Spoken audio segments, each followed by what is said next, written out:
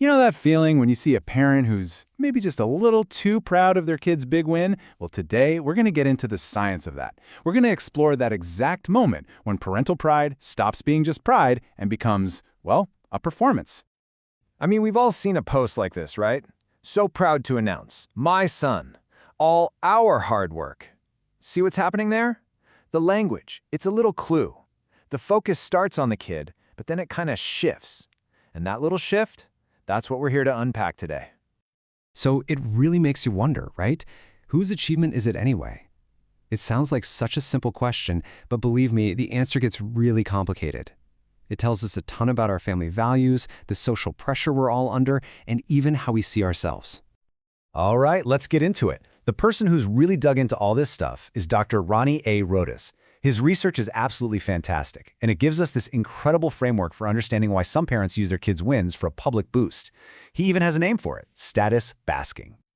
So Dr. Rodas breaks this down using 4 different, well, let's call them lenses. They're just 4 different ways to look at the same exact behavior, and each one helps us understand the why behind it all.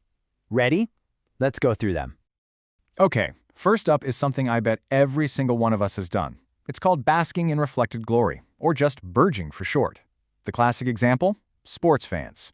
When their team wins the championship, what do they say? We won, not they won.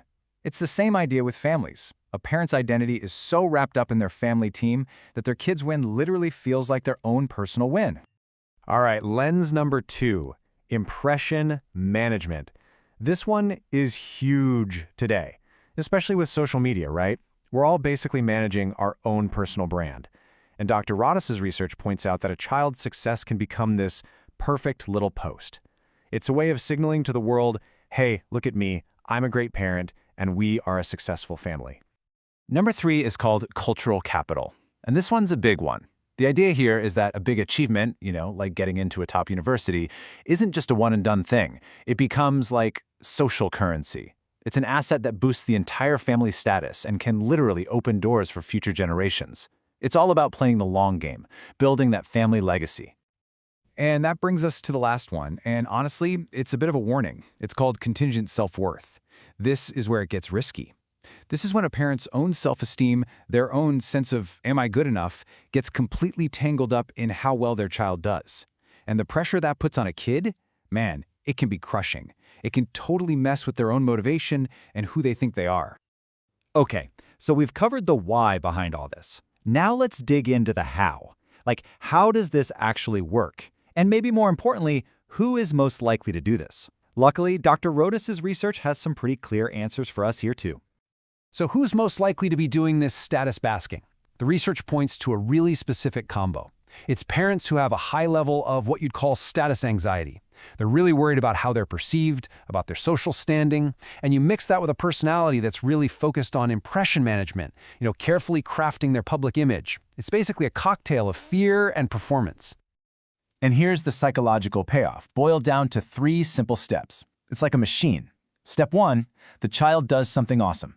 Step 2, the parent publicly ties themselves to that success. That's that our hard work paid off moment. And boom, step 3, the parent's own self-esteem gets a nice little shot in the arm. It feels good because it feels like their win.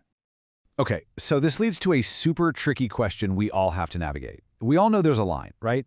There's being a proud parent, and then there's just bragging. But where is that line exactly? And why do we cheer for one and kind of cringe at the other? This breakdown right here is so helpful. Look at the difference. When it's just good old-fashioned pride, the spotlight is on the kid, their hard work, their happiness. But when it crosses over into bragging, the spotlight swings over to the parent, my sacrifices, my guidance. It's like they're taking over the achievement.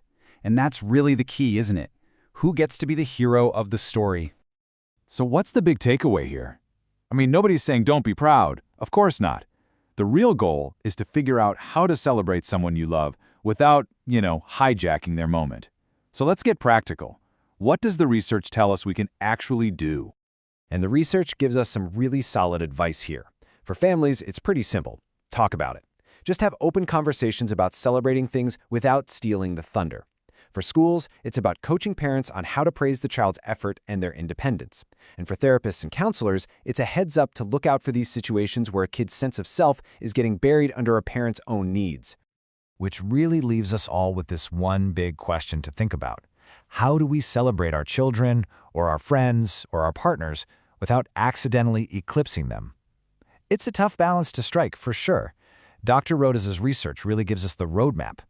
The challenge for all of us is to figure out how to celebrate someone's light without casting our own shadow. Something to think about. Thanks for joining me.